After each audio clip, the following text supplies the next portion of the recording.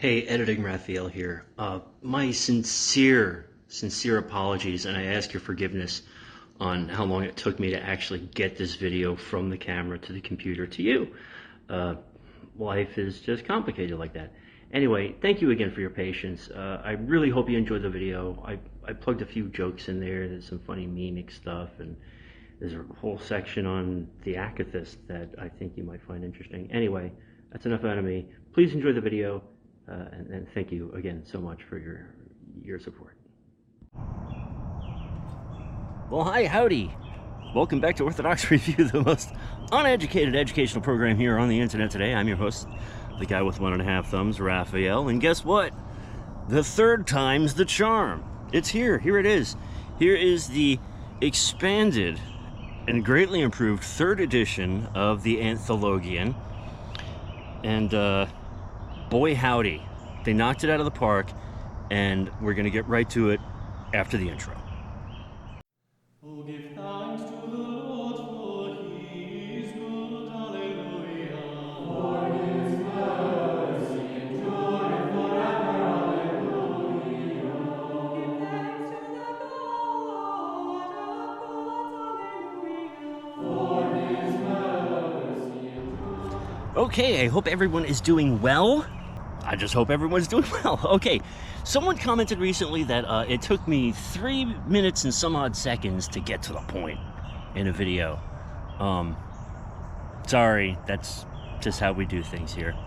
Anyway, if you're looking to support this stupidity here, links are below for that. And of course, there will be links below for this. And right off the bat, I gotta say, the reader John Dykstra. If you've never held a copy of the Anthologion, his name is in there. He is the lone wolf that does all of this work. And I don't think I ever, in a previous review or commentary, gave him enough of his due. So anyone, and let's face it, the overwhelming majority of people are well pleased with the Anthologion. The poo-pooers and naysayers out there that always have some little nitpicky thing, just remember, a single man, one person, is responsible for this. So, I don't know. David, give him a raise or something. I don't know. Tell him I said thanks. Okay, so let's get into it, and I will, of course, as always, be putting images up on the screen because it's much easier than doing top-downs. The first thing you will notice between the 2nd edition and the 3rd edition is a minor adjustment to the cross. In the old one, it had like the dots around it. The new one, it says, "O Lord, save your people and bless your inheritance. Grant unto the faithful Christians victory over their enemies, and guarding your commonwealth by your cross." The translation I'm used to in my jurisdiction is, "O Lord, save thy people, bless their inheritance, grant victories to Orthodox Christians over their adversaries, and by virtue of thy cross preserving the commonwealth or habitation." There's a few different translations of that, but this is in keeping with the Ephraim Lash translation. And let's make this perfectly clear. The translational basis for these books is the same as New Rome Press. Ephraim Lash of blessed memory, Father Ephraim Lash, who is responsible, along with Metropolitan Callistos Ware of blessed memory, for the translations that are used on the other side of the pond in Europe, in English-speaking Europe. So that's a thing. We're just going to go ahead and read the introduction to the 3rd edition because I think that's going to answer most of the questions that you are going to have about this edition. So, since the original publication of the Anthologion, we have been humbled to hear from so many readers, clergy and laity alike, for whom this book has come to mean so much. What began as a response to a crisis, that being the pandemic, has developed into an important resource for many. We have heard about lives of prisoners transformed by the power of Christ manifested in the prayers of the Church. And most unexpectedly, the utility of this book in the missionary field has come to light. And as a note, I've seen pictures, like, in many places around the world, thousands are coming to the faith in Christ in the Orthodox Church without the ability to live a normal liturgical life, whether due to a lack of clergy, lack of liturgical resources, or both. The Anthologion has been recognized as a it's a typo. They forgot as a critical resource in this setting, and in many ways, this represents the Anthologion coming home to its original historical purpose. We are currently working with the Orthodox Christian Mission Center, that's the OCMC, that's, if you don't know that, and Orthodox hierarchs in missionary lands to help bring this book to new places and new languages so that the faithful around the world all have the opportunity to experience as full a liturgical life as possible. Your prayers sustain us in these efforts. We are grateful for the opportunity of the third edition to improve the text through increased consistency of the text within the book, as well as with other titles, improving organization of the book's contents, and, in light of the Anthologion's use in the missionary field, the improvement of references for clergy use while maintaining the reader service overall orientation of text. Over the years, a few readers have contacted us with concerns over details of Archimandrite Ephraim's translation of the Trisagion prayer, in particular the phrase Agios Ischiros, as holy strong. While we continue to believe this is a valid translation, and it is, and in consultation with other translators, perhaps a technically superior one, after careful consideration of the feedback we have received, we have changed it herein to Holy Mighty, which will be more familiar to English-speaking Orthodox Christians, at least in America. We have also adjusted Father Ephraim's translation in the title of the Holy Spirit, Paraclete, to the more familiar Comforter. In any case, we note that the private reader is free to substitute whichever memorized portions he or she is accustomed to saying, if he or she so desires. In this edition, we have also added the full text of the Psalter so that the daily readings therefrom can be done more easily. We have updated all the Psalms throughout the book to the St. Ignatius Orthodox Press Psalter translation. The proper festal services of all 12 great feasts are also included, and we have improved the calendar and detailed guides selections for better accuracy and more information. What does that mean for all of us? It means that where the first edition had typos coming out the yin-yang, we're all fixed. The second edition, where it was still lacking a little bit in organization of the calendar and the Menaion, to now we have quite possibly, if not the most complete liturgical resource for services 365 days a year. The only movable portions would be a canon, the daily canons, which, you know, if you've ever seen the proper Menaion, it's a 12-volume set. Okay, you can't fit all the canons in there. I'm sorry, you can't even fit all the canons in one book, let alone in less than a dozen. So outside of that, and services to specific saints, which there's a, you know, like a form for those saints in like Vespers and Matins, which they're all in here. With the inclusion of the Psalter, now you don't have to jump from one book to the other when you're reading Vespers or Matins.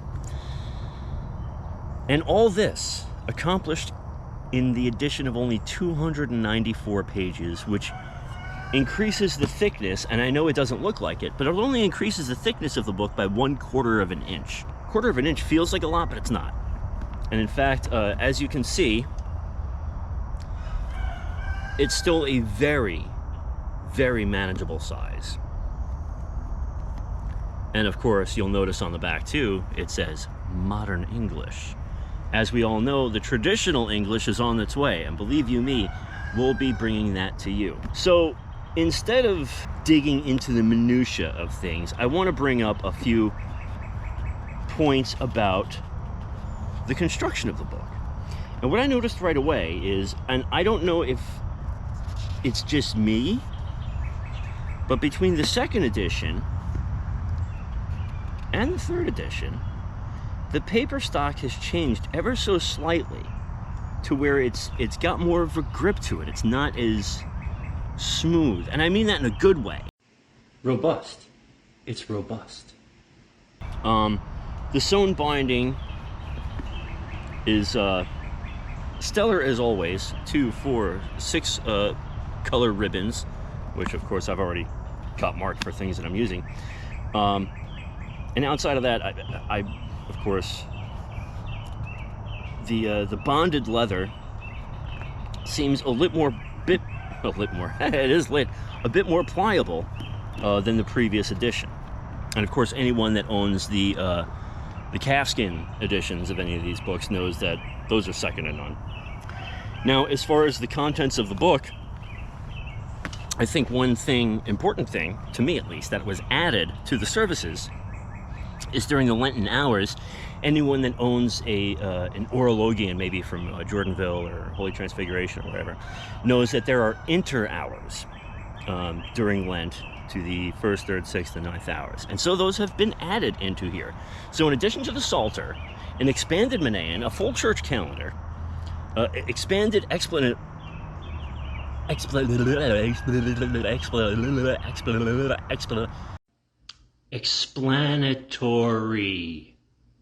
Uneducated. You have the addition of more services and much more clearly marked variables. So all in all, a solid thing. Now, as a bonus, this is something in all my years that I never noticed. It was brought to my attention in the comment section of the post about this yesterday, asking if they had added in the remainder of the verses for Ecos 6 of the Akathist to the Theotokos. And I was like, what? And so I went through it, and it's on page 140 something in here. 144.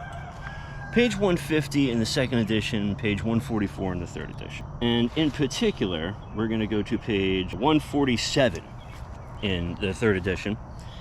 And I'm looking at Ecos 6, and it's like, okay, 6 verses. Huh.